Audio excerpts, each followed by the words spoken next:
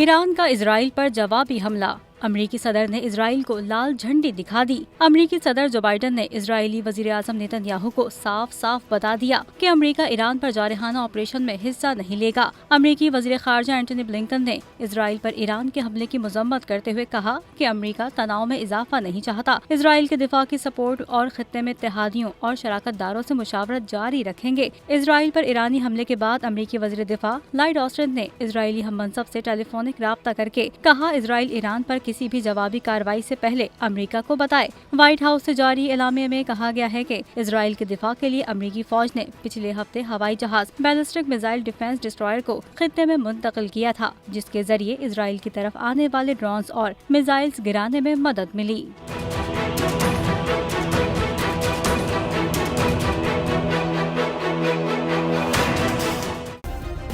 Subscribe करें और bell दबाएं ताकि कोई खबर रह न जाए।